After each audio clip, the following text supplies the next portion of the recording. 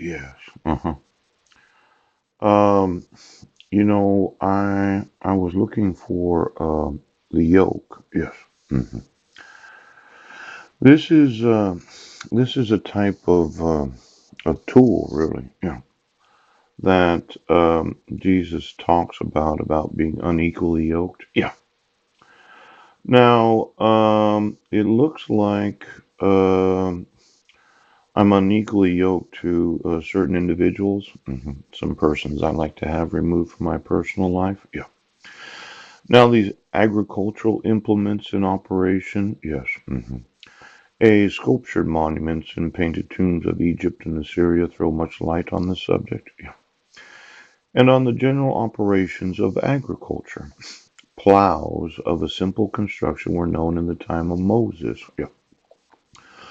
Deuteronomy 22:10, complementary, it might be Job 1:14. Yeah. They were very light, and required great attention to keep them in the ground. Luke 9:62. They were drawn by oxen. Job 1:14. Yeah. Cows in 1 Samuel 6:7, and asses, Isaiah 32:24. But an ox and an ass must not be yoked together in the same plow. Poop. Deuteronomy 22:10. Men sometimes followed the plow with a hoe to break the clods. Isaiah 28:24. The oxen were urged on by a goad or long staff pointed at the end, so that if occasion arose, it could be used as a spear also.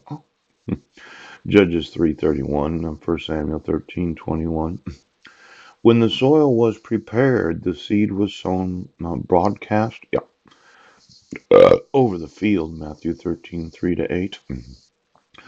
The harrow mentioned in Job 39:10 was not used to cover the seeds, but to break the clods, being little more than a thick block of wood. In highly irrigated spots, the seed was trampled in by the cattle. Isaiah 32:20.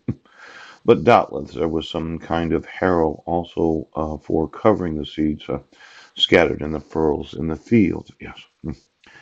Now, this yoking of myself to you that are asses, pouch. See, when you issue a court order, I'm yoked to the court. My life has been controlled by a court that used treasonous miscarriage of justice. Right now.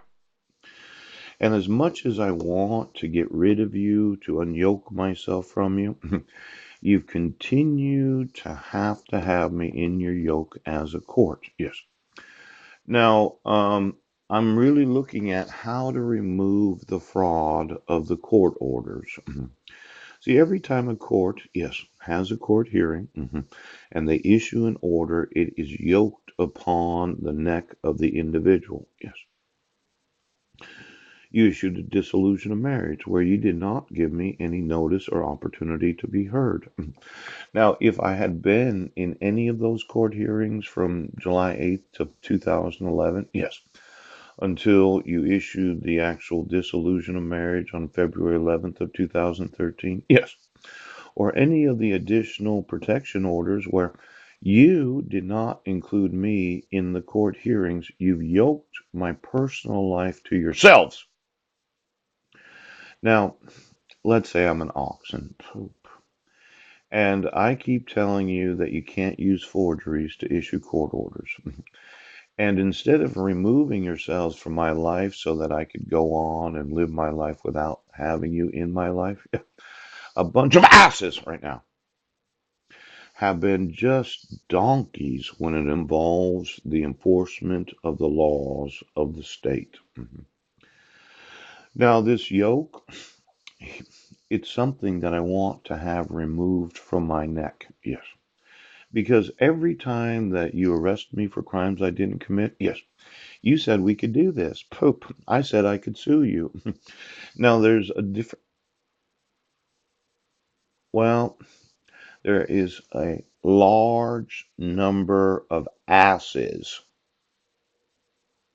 that refuse to acknowledge court rules, the requirements of the law, and the rights of citizens. Now we're going to talk about being equally yoked. Oh, it's in the Bible. Pooh. You must not be yoked together with the same plow. Mm, mm. Now, today, I'm going to want you to remove your fraud. The fraudulent dissolution of marriage, where you did not give me any notice of court hearings. Yes, you didn't have the.